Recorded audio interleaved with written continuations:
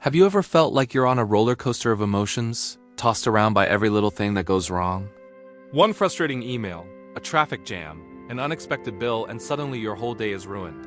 It feels like we're constantly fighting to keep our heads above water in a sea of stress and anxiety.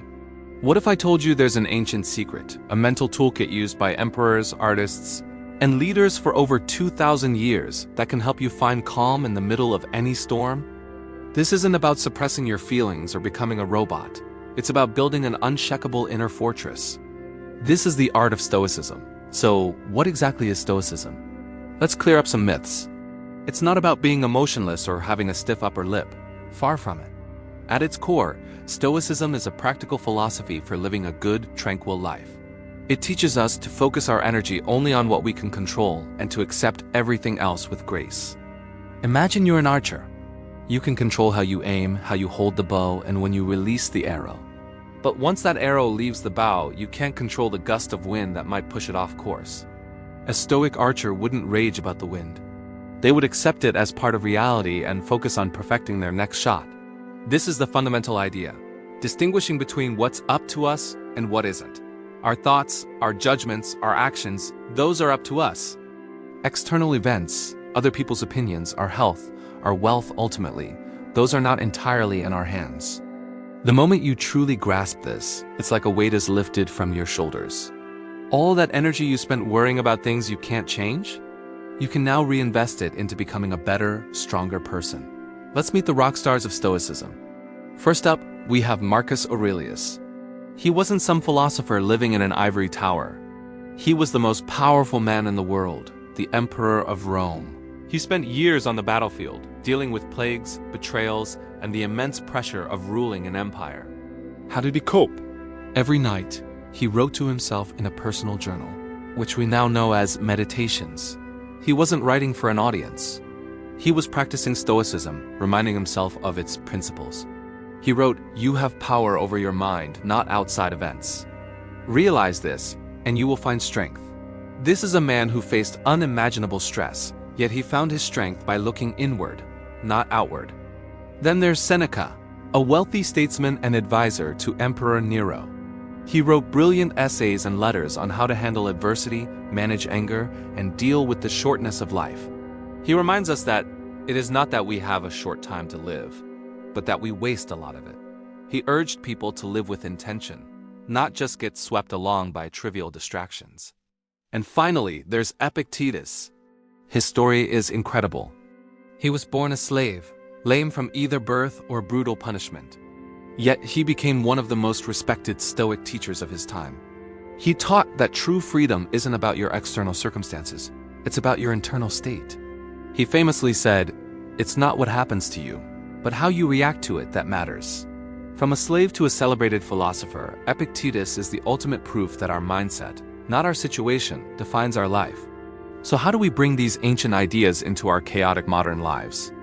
Let's talk about some practical Stoic exercises you can start using today. First is the view from above. When you're feeling overwhelmed by a problem, take a moment to zoom out. Imagine yourself floating above your house, then your city, then your country, then the earth itself, a tiny blue dot in the vastness of space. From this cosmic perspective, how big is your problem really? That argument you had, that mistake you made at work, it shrinks. This exercise isn't about dismissing your problems, but about seeing them in their true proportion. It helps you regain perspective and tackle the issue with a calmer, clearer mind. It reminds us that our life is a tiny, fleeting part of a much grander story. Another powerful tool is called negative visualization, or as the Stoics called it, premeditatio malorum the premeditation of evils. This might sound pessimistic, but it's actually the opposite. Spend a few moments each morning thinking about what could go wrong. Your car might not start. You might lose your wallet. A project at work could fail. The point isn't to dwell on the negative and cause anxiety. The point is to prepare yourself mentally. By considering these possibilities beforehand, you do two things. First, you're less shocked and emotionally hijacked if they actually happen. You've already rehearsed your response. Second, and more importantly, it makes you incredibly grateful for what you have right now. When you take a moment to imagine life without your loved ones, your health, or your home, you appreciate them so much more in the present. You realize how fortunate you are, and that gratitude is a powerful antidote to dissatisfaction. Your car started? Wonderful. You still have your job? Excellent. This practice transforms your daily experience from one of taking things for granted to one of continuous, quiet joy. The final, and perhaps most crucial, technique is the dichotomy of control, which we touched on earlier. This is the daily practice of sorting everything you encounter into two buckets: things I can control and things I can't. Stuck in traffic? You can't control the cars in front of you. But you can control your reaction. You can get angry and honk your horn, which achieves nothing, or you can use the time to listen to a podcast, call a friend, or simply practice patient breathing. Someone criticizes you online? You can't control their opinion. But you can control whether you let it ruin your day, or if you choose to consider it, discard it, or even learn from it. To make this a habit, at the end of each day, review your actions. Ask yourself, what did I do well? What could I have done better? Where did I waste energy on things outside my control? This self-reflection, this constant course correction, is the engine of Stoic progress. It's not about being perfect overnight. It's about being a little bit better, a little bit calmer, a little bit wiser each and every day. Living a Stoic-inspired life doesn't mean you'll never feel sadness, anger, or fear again. You're human. The goal is not to eliminate emotions, but to not be ruled by them. It's about developing an inner citadel, a fortress of the mind that remains stable and secure no matter what chaos rages outside. When you focus on your own character, on being virtuous, on acting with reason and courage, you find a source of self-worth that no one can take away from you. Your happiness becomes an inside job. It no longer depends on external validation, possessions, or circumstances. This is true freedom. It's the peace that comes from knowing you are doing your best with what you have, right here, right now. It is the quiet strength of the oak tree that bends in the wind but does not break.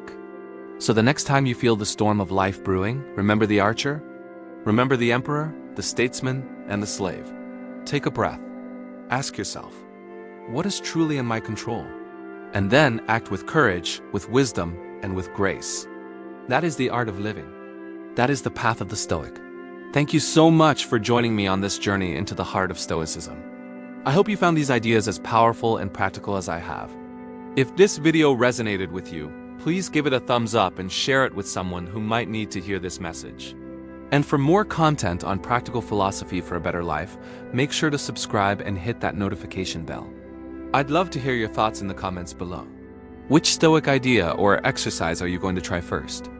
Until next time, be well and stay strong.